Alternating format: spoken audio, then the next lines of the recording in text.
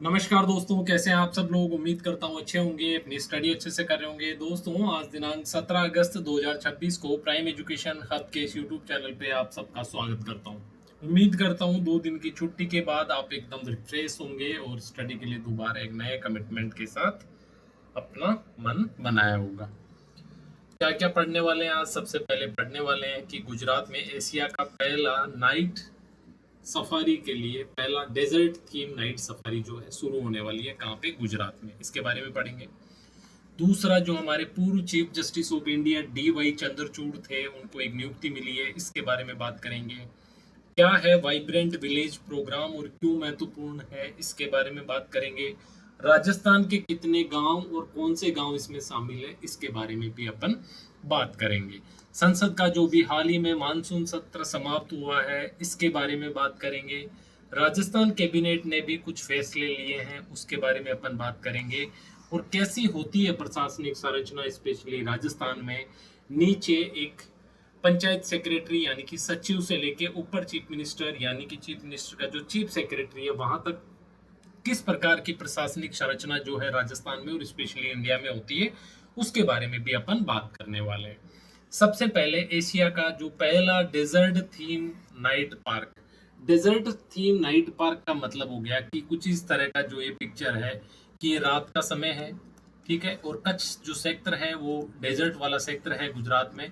वहां पे एक जो है पार्क विकसित किया जा रहा है, ठीक है। क्या होगा बेसिकली, नाइट में यहाँ पे घूमने की जो व्यवस्था होगी और साथ में वहां पे क्या होंगे, चिंकारा, ब्लैक जो बक है, एशियाई शेर और अफ्रीका चीता, इस तरह के जो जानवर है वो वहां पे स्वच्छंद रूप से विचरित कर रहे होंगे, ठीक है। तो इस तरह से अपने को सिर्फ एक बात याद रखनी है कि एशिया का पहला डेजर्ट थीम पार्क कहाँ बनने जा रहा है या डेजर्ट थीम नाइट सफारी कहाँ पे शुरू होने जा रही है। तो आपको नाम याद रखना है गुजरात, ठीक है। गुजरात आपको याद रखना है, ठीक है। कितना है क्षेत्रफल वगैरह इतने इंपॉर्टेंट नहीं, बस इतनी सी इंफॉर्मेशन, लेकिन ये आपको अच्छे से याद रखनी है क्योंकि एग्जाम में पूछी जा सकती है। आगे देखिए, एक व्यवस्था होती है अंतरराष्ट्रीय रूप से। क्या होती है? जैसे मान लीजिए दो देश है, इंडिया और मान लीजिए टर्की, है ना। इन दोनों के बीच में कोई विवाद हो गया। विवाद कैसे, मैं समझाता हूँ। मान लीजिए यहाँ की कोई कंपनी थी XYZ, है ना। XYZ कंपनी ने इंडिया में निवेश किया। निवेश यानी कि पैसा लगाया इंडिया में किसी बिजनेस में। वहां पे भारत सरकार के साथ में या किसी और एंटिटी के साथ में विवाद हो गया, ठीक है। विवाद हो गया। अब इस विवाद के समाधान के लिए क्या है? अंतरराष्ट्रीय कोर्ट है, ठीक है। अंतरराष्ट्रीय क्या है? कोर्ट है। और अंतरराष्ट्रीय कोर्ट के अलावा भी एक व्यवस्था वैश्विक रूप से होती है। वो क्या होती है? मध्यस्थता की व्यवस्था। क्या होती है? मध्यस्थता की व्यवस्था। जिस व्यवस्था के बारे में हमने कुछ दिन पहले की क्लास में डिस्कस किया था, राजस्थान में जो सम्मेलन हुआ था उसके बारे में, ठीक है। अब इस मध्यस्थता के लिए रूस का कोई विवाद था, उसके औसत जो उसका बैंक था रूस का, उस बैंक का कोई विवाद था। और उस विवाद से जुड़े हुए उस अंतरराष्ट्रीय मामले के लिए रूस ने भारत के जो पूर्व चीफ जस्टिस है DY चंद्रचूड़, इनको नियुक्त किया। इनको नियुक्त किया है। तो पहली चीज तो यही हो जाती है इंपॉर्टेंट कि आपसे पूछा जा सकता है कि हाल ही में रूस ने किस भारतीय जस्टिस को जो है अपना मध्यस्थ यानी कि मीडिएटर नियुक्त किया है। तो आपको नाम याद रखना है, पूर्व CJI DY चंद्रचूड़। अब ये इंपॉर्टेंट क्यों है? देखिए, पहली चीज तो ये दिखाता है कि भारतीय जो जुडिशरी है, इंडियन जो क्या है, जुडिशरी यानी कि न्यायपालिका, इसकी जो साख है इसको दिखाता है। क्योंकि देखिए, भारत में तो चलो ठीक है, सीनियर थे, इनको जस्टिस बना दिया, लेकिन विदेशी इस मामले के रूप में तो इनको अच्छे से पैरवी करनी होगी ना। और अगर कोई देश इनको पैरवी के लिए नियुक्त कर रहा है तो ये अपने आप में भारत की जो साख है इसको दिखाता है, ठीक है। एग्जाम के हिसाब से इतनी सी बात, और आपकी समझ के लिए ये बात जो है इंपॉर्टेंट है। 50वें मुख्य न्यायाधीश थे हमारे, ठीक है। और ये जो बायलेटरल इन्वेस्टमेंट ट्रीटी जो BIT है, इसके तहत एक अंतरराष्ट्रीय मध्यस्थता में एक स्वीकार तंत्र है, यानी कि इसकी व्यवस्था की गई है। और उसमें जो है नियुक्त किया है रूस ने पूर्व CJI DY चंद्रचूड़ को, ठीक है। बाकी चीजें आप हल्की सी रीडिंग मार लेंगे और इसमें याद रखने जैसी कोई चीज नहीं है। ये मोस्ट इंपॉर्टेंट है, इससे जुड़ा हुआ सवाल आपसे एग्जाम में पूछा जा सकता है। क्या है प्रोग्राम का नाम? एक सरकारी योजना है, केंद्र सरकार की योजना है। योजना का नाम है वाइब्रेंट विलेज प्रोग्राम, यानी कि एक प्रोग्राम है। क्या किया जाता? देखिए एक समस्या है। समस्या क्या है कि हम जो है कौन कौन से देशों के साथ में, पाकिस्तान के साथ में सीमा शेयर करते हैं, चीन के साथ में शेयर करते हैं, ठीक है, चीन के बाद में बांग्लादेश के साथ शेयर करते हैं, इसके बाद म्यांमार के साथ शेयर करते हैं, ठीक है, और उसके अलावा नेपाल के साथ शेयर करते हैं, भूटान के साथ शेयर करते हैं। तो ये प्रमुख देश है जिनके साथ अपन इंडिया की मतलब सीमाएं लगती है। तो बाकी देशों के साथ तो व्यवस्था कंपेरेटिवली ठीक है, लेकिन दो जगह ज्यादा चुनौतीपूर्ण है। क्या? एक तो पाकिस्तान सीमा और दूसरी है चीन की सीमा। ये दोनों भारत के लिए चुनौतीपूर्ण है। कैसे चुनौतीपूर्ण है? देखिए आए दिन जो है चाइना जो है अरुणाचल प्रदेश पे अपना बयान देता है। क्या बोलता है कि ये फलाना जो जिला है ये इस पे हमारा हक है, ठीक है, कभी डिस्ट्रिक्ट के नाम चेंज कर देता है, इस तरह की। और इन सीमा सेक्टरों से क्या है कि वहां संसाधन इतने नहीं है तो लोग यहाँ से पलायन भी करते हैं। पलायन यानी किसी दूसरी जगह मेनलैंड पे चले जाते हैं, मुख्य भूभाग पे। जैसे मान लीजिए अरुणाचल के सीमावर्ती गांव से लोग जो है बिहार में, बंगाल में, महाराष्ट्र में या राजस्थान में आके काम कर रहे हैं। तो सरकार का पहला उद्देश्य तो इन गांवों के लोगों को वहां रोकना। कि क्यों रोकना? क्योंकि हमारे लिए महत्वपूर्ण है, ठीक है, सीमा पे गांव होना बहुत महत्वपूर्ण है, ठीक है। तो उसके लिए क्या होना चाहिए? अगर वहां बेहतर सुविधाएं होगी तभी तो लोग रुकेंगे, अदरवाइज क्यों रुकेंगे? वरना वो बेहतर सुविधाओं की तलाश में कहीं और जाएंगे, ठीक है। इसी बात को ध्यान में रखते हुए ये वाइब्रेंट विलेज प्रोग्राम जो है 2 लॉन्च किया है। पहले में क्या था? पहले में बेसिकली ज्यादा ध्यान जो था चाइना बॉर्डर पे था, यानी कि चाइना बॉर्डर के जो गांव है उनका विकास करना। बात समझ आ गई यहाँ तक? ठीक है। तो सबसे पहली चीज याद रखनी है कि केंद्रीय सेक्टर की योजना है, सेंट्रल सेक्टर स्कीम है, यानी कि पूरा का पूरा जो पैसा है कौन खर्च करता है इसमें? केंद्र सरकार। एक होती है देखिए केंद्रीय क्षेत्र योजना, इसमें 100% पैसा सरकार कौन सी? केंद्र सरकार खर्च करती है राज्यों में। एक होती है केंद्रीय प्रायोजित योजना, ठीक है, प्रायोजित योजना। तो इसमें 60-40 का रेशियो लगभग रहता है। कहीं मान लीजिए 90-10 भी होता है, जो स्पेशल स्टेट है, पहाड़ी राज्य है उनके लिए, या कहीं पे 50-50 भी होता है, अलग अलग। लेकिन अधिकतर मामलों में 60-40 यानी कि 60% जो है वो केंद्र सरकार के द्वारा और 40% जो है संबंधित राज्य सरकार के द्वारा। अब इसमें देखिए कुल 17 राज्यों और केंद्र शासित प्रदेशों में लगभग 1954 गांवों को शामिल किया था, ठीक है। इतना इसके लिए बजट दिया गया है 6,839 करोड़ रुपए, ठीक है। 17 राज्य और यूटी, ये फैक्ट आपको याद रखना है, ठीक है। बजट वाला बेसिकली आप याद ना रखें, लेकिन ये कि कितने राज्य और केंद्र शासित प्रदेश जो है इसमें शामिल है। क्या किया जाएगा? हर गांव को 3 करोड़ रुपए की सहायता दी जाएगी। इस 3 करोड़ से क्या होगा? देखिए वहां हो सकता है जो रोड नहीं है अगर अच्छे, तो रोड की व्यवस्था हो जाए, ठीक है। अगर पीने के पानी से संबंधित समस्या है तो उसको सोल्व किया जा सकता है, यानी कि जो भी इंफ्रास्ट्रक्चर से जुड़ी हुई जो चीजें हैं वो वहां पे की जा सकती है। यहाँ तक आपको बात समझ आ गई होगी। देखिए बेसिकली हमारे सीमा जो है काफी सारे देशों के साथ लगती है, उनमें सबसे ज्यादा रणनीतिक रूप से हमारे जो महत्वपूर्ण सीमा है वो है चीन और अरुणाचल, चीन और पाकिस्तान से जुड़ी हुई। तो ये जो वाइब्रेंट विलेज प्रोग्राम है ये बेसिकली सीमावर्ती क्षेत्रों के लिए चलाया गया है, ठीक है। बात समझ आ गई। चलिए फेज 1 जो था इसमें पूरा फोकस उत्तरी सीमा यानी कि चीन के साथ था। इसमें क्या क्या आएगा? देखिए लद्दाख, अरुणा, उत्तराखंड, हिमाचल के जो गांव है वहां पे विकास किया जा रहा था, जो पर्वतीय है और थोड़े दुर्गम सेक्टर है। अब जो फेज 2 है जिसके बारे में अभी हम बात कर रहे हैं, ठीक है, वाइब्रेंट विलेज प्रोग्राम फेज 2, ये पश्चिमी सीमा पर भी फोकस कर रहा है, यानी कि पाकिस्तान से जुड़ी हुई। और आपको पता है जब पाकिस्तान का नाम आता है तो लंबी सीमा जो है राजस्थान के साथ भी लगती है, तो कहीं ना कहीं राजस्थान भी इस पिक्चर में आ जाता है। और राजस्थान है इसी वजह से हम इसे न्यूज को डिस्कस कर रहे हैं। अगर राजस्थान से जुड़ी हुई नहीं होती तो हम डिस्कस नहीं कर रहे होते, राइट। अब कुल राज्य 17, ये बात हमने कर ली थी। 1954 गांव है। इसमें क्या होगा? व्यापक बुनियादी ढांचा, रोजगार और सुरक्षा के उद्देश्य से वहां पे निर्माण किया जाएगा। मुख्य उद्देश्य क्या है? पलायन रोकना, जिसके बारे में हमने बात करी, सड़क, बिजली, स्वास्थ्य, शिक्षा को मजबूत करना, रोजगार लोगों को प्रोवाइड करवाना और सीमा की निगरानी भी करना। जब बेहतर इंफ्रास्ट्रक्चर होगा यानी कि आधारभूत संरचना होगी, बेहतर रोड होंगे, तो अगर कभी आर्मी को मोबिलाइज भी करना पड़े यानी कि आर्मी को कभी वहां पहुंचाना भी पड़े तो आसानी से पहुंचा सकते हैं। अब आ जाते हैं स्पेशली राजस्थान में। देखिए वाइब्रेंट विलेज जो प्रोग्राम 2 है वो एक केंद्रीय सेक्टर योजना है, यानी कि पूरा का पूरा पैसा केंद्र सरकार देगी। अब राजस्थान का भी कुछ हिस्सा इसमें इंक्लूड किया गया है, क्योंकि राजस्थान भी अंतर्राष्ट्रीय सीमा जो है शेयर करता है। किसके साथ करता है? पाकिस्तान के साथ करता है। ये बात आपको पहले से पता है। अब टोटल 1900 और कितने गांव? 1954 गांव थे, ठीक है। 1954 54 गांव इसमें शामिल थे। 1954 में से 184 गांव जो है राजस्थान के सीमावर्ती गांव है। तो आपके लिए ये फैक्ट इंपॉर्टेंट हो जाता है।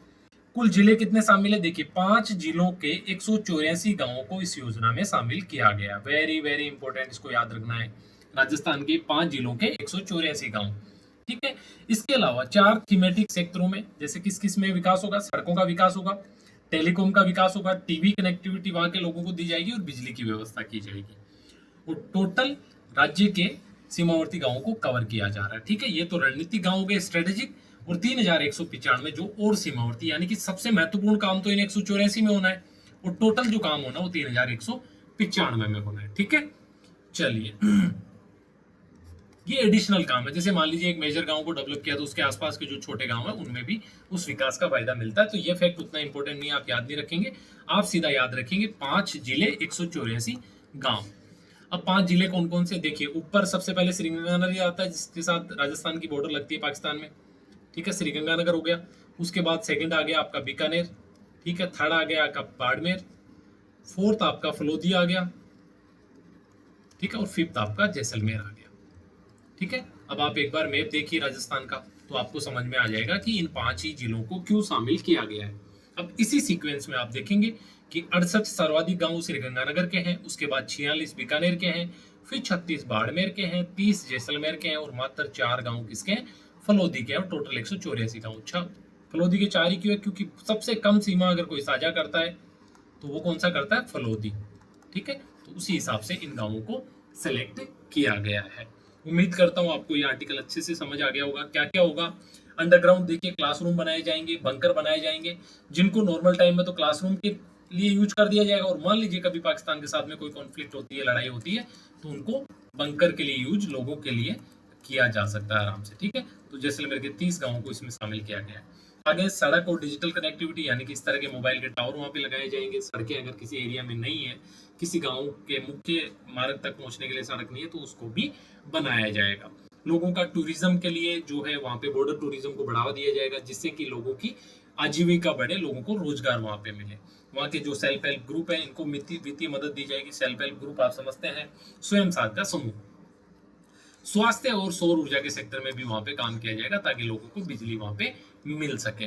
तो ये होलिस्टिकली आपका कंप्लीट आर्टिकल तैयार हो गया। अब कुछ बातें बहुत ज्यादा इंपॉर्टेंट नहीं है, संसद का जो मानसून सत्र हुआ है उसके बारे में अपन बात कर लेते हैं, ठीक है। 25 दिन चला था, 20 जुलाई से 13 अगस्त तक। लेकिन संसद कितनी चली है, आपने न्यूज में देखा होगा, मात्र 19% उत्पादकता है। 19% उत्पादकता का मतलब क्या है, 19% उत्पादकता मतलब है कि 100 घंटे डिसाइड किए गए थे, मान लीजिए उदाहरण के लिए कि 100 घंटे संसद चलनी है, तो कितनी चली है, मात्र 19 घंटे। तो ये मतलब होता है 19% का, यानी कि बहुत ज्यादा डिसरप्शन रहा, यानी कि विपक्षी दल जो है वो लगातार विरोध करते रहे, और सरकार भी उनको मना पाने में अक्षम रही, नहीं उनको सफलता मिली कि वो लोगों को समझा के और शामिल कर सके, ताकि एक हेल्दी डिस्कशन होता। और सोचिए आप कि करोड़ों रुपए आप और हमारे जैसे टैक्स पेयर्स का खर्च होता है, और आउटपुट निकल के आया मात्र 19%। और आज ही आरपीसी का रिजल्ट आया, जिसमें 40% से कम वाले बहुत सारे लोगों को फेल कर दिया। 550 के आसपास वैकेंसी थी और मात्र 60-65 लोगों को पास किया। तो यहाँ तो आप रिजल्ट निकाल देते हैं, लेकिन सरकार का रिजल्ट क्या है, सरकार भी तो फेल है। अगर संसद की उत्पादकता मात्र 19% है, तो फिर वो कहाँ से पास कही जाएगी, ठीक है। टोटल कितने विधायक रखे उतनी इंपॉर्टेंट बात नहीं, सिर्फ आपको ये डेटा याद रखना है, ठीक है। ये डेटा आपको याद रखना है, टोटल बैठ के वगैरह भी बहुत इंपॉर्टेंट नहीं है। अब महत्वपूर्ण था सबसे एक विधेयक जो परीक्षा परिणाम में सुधार को लेके था, लोक परीक्षा संशोधन, हमने राजस्थान वाला डिस्कस किया था। और राजस्थान का कानून अभी भी केंद्र सरकार वाले कानून से अपेक्षाकृत जो है कठोर है, अच्छा है। लेकिन सेंट्रल गवर्नमेंट कानून लेके आई, उसमें क्या क्या प्रावधान किए गए, पारित भी इसको कर दिया गया। और 2024 में भी केंद्र सरकार का जो मूल संविधान जो अधिनियम था, उस अधिनियम में संशोधन इसके माध्यम से किए गए थे। क्या किया इसमें, देखिए, एक तो जांच जो है तेज की जाएगी, और ट्रायल जो है फास्ट किया जाएगा। 2 महीने में जांच करनी है और 3 महीने में ट्रायल पूरा करना है। इसको समझिए, क्या लिखा है, 2 महीने में जांच और 3 महीने में ट्रायल। जांच, ठीक है, और ट्रायल। ट्रायल है ना, क्या समझते हैं आप इन दोनों से, अभी आप सोचिए एक बार, ठीक है, मैं समझाता हूँ। देखिए, जांच जो पार्ट है वो पुलिस के लेवल का पार्ट है, और ट्रायल जो पार्ट है वो न्यायपालिका के लेवल का पार्ट है, ठीक है, कैसे? मान लीजिए रमेश ने चीटिंग की, तो रमेश के खिलाफ पुलिस में क्या होगा? मुकदमा दर्ज होगा। अब केवल मुकदमा दर्ज करने से कुछ नहीं होता, इसकी जांच करनी जरूरी है, क्योंकि जांच के बाद ही तो आप फाइल न्यायपालिका में प्रोसेस करोगे। तो जांच के लिए जो समय दिया है पुलिस को, 2 महीने का दिया है मात्र, ठीक है, कि भाई 2 महीने में आपको इसकी जांच कंप्लीट करनी है। अब 2 महीने बाद ये फाइल पहुंचा दी न्यायपालिका के पास, तो ट्रायल के लिए न्यायपालिका ऐसा नहीं है 3 साल तक लेके बैठी रहे, नो, न्यायपालिका को मात्र 3 महीने में इस पे सुनवाई पूरी करके सजा सुनानी पड़ेगी। यह प्रावधान किया, और ये शानदार प्रावधान, और ये प्रावधान की जो कमी है वो किसमें है? राजस्थान वाले में। तो जब भी अगर हमें राजस्थान वाले के बारे में अगर पूछे मुख्य परीक्षा में या किसी इस तरह से सब्जेक्टिव क्वेश्चन, तो एक पॉइंट ये हम लिख सकते हैं कि केंद्र सरकार के कानून में जहां पे जांच के लिए 2 महीने और ट्रायल के लिए 3 महीने निर्धारित किए थे, वो यहाँ पे नहीं है। और ये कैसे होगा? रूटीन कोर्ट में तो हो नहीं सकता, आपको पता है, क्योंकि रूटीन कोर्ट में तो ऑलरेडी बहुत सारे मुकदमे पेंडिंग है, लगभग 6 करोड़ के आसपास। तो इसके लिए अलग से फास्ट ट्रैक कोर्ट बनाया जाएगा। फास्ट ट्रैक क्या बनाया जाएगा? कोर्ट बनाया जाएगा। तो उस कोर्ट में 3 महीने में पूरा ट्रायल करना है। दूसरा, एक स्पेशल टास्क फोर्स बनाई जाएगी, यानी कि पेपर लीक की घटनाओं को रोकने के लिए अलग से पुलिस की एक विंग जो है, एक स्पेशल टास्क फोर्स जो है गठित की जाएगी। और अपीली तंत्र को भी मजबूत किया जाएगा, यानी कि मान लीजिए फास्ट ट्रैक ने सुना दी 10 वर्ष की सजा, अब इसके खिलाफ अगर अपील करे मान लीजिए इंडिविजुअल, उसके लिए भी व्यवस्था, और अगर मान लीजिए बरी कर दिया आरोपी को, तो सरकार भी तो अपील कर सकती है। तो उसके लिए जो है उच्च न्यायालय के डिवीजन बेंच के समय एक अपीली तंत्र स्टैब्लिश किया है, और उसको भी समय आबद्ध कर दिया, यानी कि समय के अंदर ही जांच पूरी करके देना है। और क्या क्या हुआ है मानसून सत्र में? देखिए, राष्ट्रीय गौरव अपमान निवारण जो संशोधन था, राष्ट्रगीत वाला, वो हमने पढ़ा, यानी कि वंदे मातरम को भी क्या कानूनी सुरक्षा मिल गई है। आगे जन्म और मृत्यु का जो रजिस्ट्रेशन है, उसके लिए अब फिक्स हो गया कि आपको भाई टाइम से करवाना है। हमारी क्या आदत होती है, और अभी अवेयरनेस नहीं है तो बहुत सारे लोग नहीं करवाते हैं। तो अगर आप डिले हुआ आपका, तो 1 साल बाद में आपको एग्जीक्यूटिव मजिस्ट्रेट से परमिशन लेनी पड़ेगी। अगर डिले 2 साल का हो गया तो फर्स्ट क्लास जो जुडिशियल मजिस्ट्रेट है उससे मंजूरी के बाद ही आपका रजिस्ट्रेशन हो पाएगा। एक ये प्रावधान जो है इन्होंने किया है। एमएसएमई को लेके बहुत इंपॉर्टेंट नहीं है, ठीक है, ये इंपॉर्टेंट है, ये एग्जाम में पूछा जा सकता है कि केरल का जो है नाम बदल दिया, और केरल का नाम बदल के क्या किया है? केरलम। और किसी राज्य का नाम जब बदला जाता है तो एक महत्वपूर्ण न्यूज है, इससे जुड़ा हुआ सवाल जो है पूछा जा सकता है। तो आपको ये भी याद रखना है, नाम किसका चेंज हुआ? केरल का, और क्या हो गया? केरल से केरलम हो गया। उसके बाद ये एक बैंकर बही साक्ष्य विधेयक भी पारित हुआ। इसमें बेसिकली क्या होता था, मैं थोड़ा सा आपको समझा देता हूँ। देखिए, पहले क्या होता था कि कोई भी बैंक को अगर सबूत पेश करने होते थे कोर्ट में, तो क्या किया जाता था? फिजिकल डॉक्यूमेंट पेश किए जाते थे। फिजिकल डॉक्यूमेंट का मतलब हो गया चेकबुक दे दी मान लीजिए, या बैंक का जो स्टेटमेंट है वो दे दिया, ठीक है, फिजिकल रूप में, यानी कि कागज के रूप में। लेकिन अब तो आपको पता सारी चीजें डिजिटल हो रही है, लेकिन कानून में प्रावधान था नहीं कि उनको मान्यता दी जाए। तो अब जो है सरकार ने बदलाव कर दिया कि भाई जो डिजिटल ट्रांजेक्शन है, आपके फोन पे का जो स्क्रीनशॉट है वो भी इसमें एक प्रूफ माना जाएगा अमाउंट का लेन देन करने का। थोड़ा सा ये भी इतना इंपॉर्टेंट नहीं है राष्ट्रीय सहकार विकास में, इसको याद रखने की जरूरत नहीं है। अधिकरण सुधार विधेयक, यानी कि हमने जो फास्ट ट्रैक कोर्ट की बात करी, ठीक है, इस तरह जैसे एनजीटी की बात हम करते हैं, नेशनल ग्रीन ट्रिब्यूनल, ये क्या है? ये न्यायिक अधिकरण है, ठीक है। इनका काम बेसिकली क्या था कि न्यायपालिका पे जो ज्यादा बोझ है उस बोझ को कम करना। तो इनमें भी कुछ सुधार जो है सरकार ने इस बार किए हैं। वही खान और खनिज संशोधन विधेयक भी पारित किया, ये भी बहुत इंपॉर्टेंट नहीं है उस तरह से। अब देखिए, अब 20 अगस्त से लगभग घोषणा हो गई है कि राजस्थान में जो सत्र है वो चालू होगा। जैसे मानसून सत्र केंद्र सरकार का संसद में हुआ, उसी तरह राज्य सरकार का विधानसभा में होगा। उससे पहले कैबिनेट ने, यानी कि राजस्थान कैबिनेट क्या होती है? सीएम प्लस उसके जो कैबिनेट मंत्री है, इस कैबिनेट ने कुछ निर्णय लिए। क्या लिए हैं? पहला निर्णय लिया है कि प्रशिक्षण का व्यय वसूली में छूट। देखिए बेसिकली क्या होता था, मान लीजिए रमेश है, ठीक है, रमेश पुलिस में सेलेक्ट हो गया, 2 साल ट्रेनिंग करके 1 साल की सर्विस, यानी कि 3 साल हो गए। अब रमेश लगातार फिर भी मेहनत कर रहा था, टीचर बन गया। अब टीचर ज्वाइन करने के लिए रमेश को पुलिस छोड़नी पड़ेगी। तो पहले बेसिकली क्या होता था कि 2 साल का ट्रेनिंग प्लस 1 साल, पूरे 3 साल का खर्चा सरकार लेती थी। अब इन्होंने बोला है कि भाई सिर्फ हम क्या लेंगे, 2 साल जो प्रशिक्षण का जितना है वो ही लेंगे। यानी कि नई नियुक्ति, सरकारी नियुक्ति मिलने पे या पद त्याग करने पे, पद त्याग तभी करेगा जब नई नियुक्ति मिलेगी, तो प्रशिक्षण व्यय की वसूली नहीं होगी। यानी कि ट्रेनिंग के खर्च को हटा दिया। यस, ट्रेनिंग का जो खर्च लिया जाता था इसको हटा दिया है। और अगर अराजपत्रित पदों पर है तो केवल प्रशिक्षण व्यय की वसूली, यानी कि अगर गजेटेड पोस्ट है यानी कि बड़ी नौकरी आप यूं समझिए तो कुछ भी नहीं लिया जाएगा। अगर छोटी नौकरी है तो फिर उसे ट्रेनिंग का खर्चा लिया जाएगा। ये प्रावधान इन्होंने कर दिया है। ठीक है, आगे सेरोगेसी मातृत्व अवकाश, ये क्या होता है? देखिए सेरोगेट का कॉन्सेप्ट समझाता हूँ। सबसे पहले सेरोगेसी क्या होता है? मान लीजिए कपल है कोई एक्स और वाई, ठीक है, एक्स मेल है वाई फीमेल है, ठीक है। एक्स और वाई मिलके जो चिल्ड्रन प्रोड्यूस करने में सक्षम नहीं है कोई भी मेडिकल कंडीशन की वजह से, ठीक है, तो ये डिसाइड करते हैं कि जो जेड नामक कोई महिला है उसकी हेल्प ली जाए। ठीक है, हेल्प ली जाए तो एक प्रोसेस, एक मेडिकल प्रोसेस के माध्यम से जो बच्चा है इनके माध्यम से जो है उसको जन्म दिया जाता है। तो जेड क्या हो गया इसमें? सेरोगेट मदर होगी। क्या होगी? Surrogate mother. ठीक है, और ये होगी कमीशनिंग मदर। या मैंने उल्टा बता दिया? या उल्टा हो गया है ना? हाँ नहीं, ठीक है।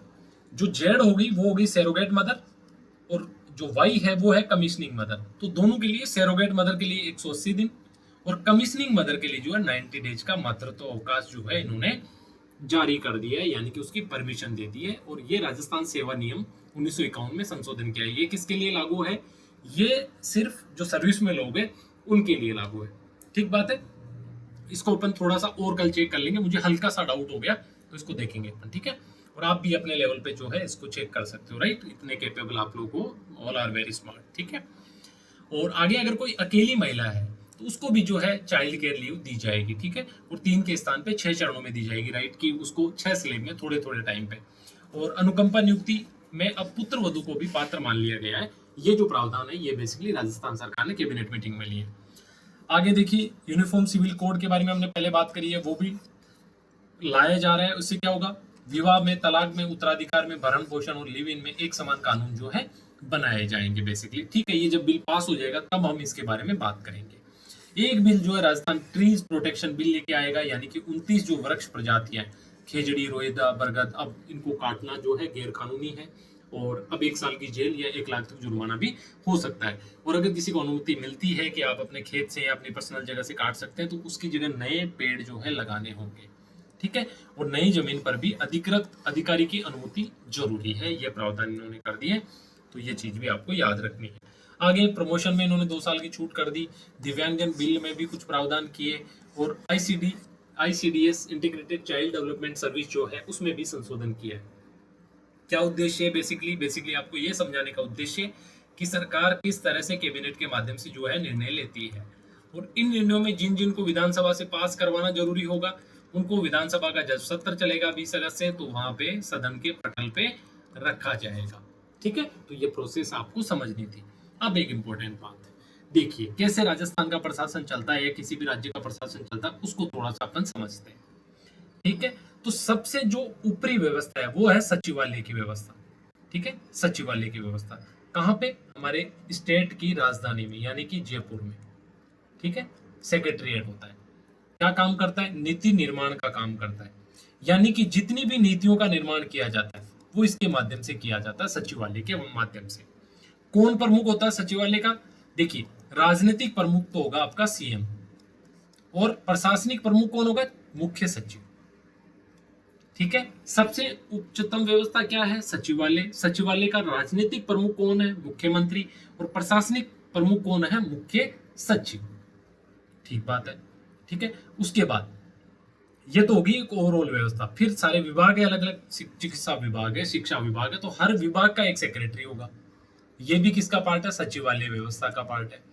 जैसे हमने यहाँ पे बात करनी इंटीग्रेटेड चाइल्ड डेवलपमेंट सर्विस, इस विभाग का कौन होगा?